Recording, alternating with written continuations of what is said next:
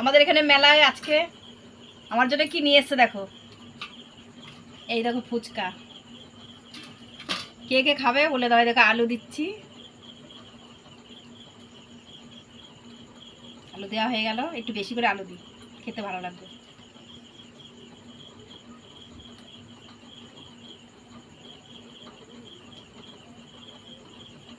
আরো আছে, অনেক আছে। এবার টক জলটা দিই।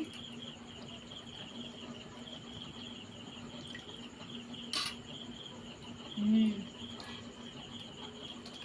হুম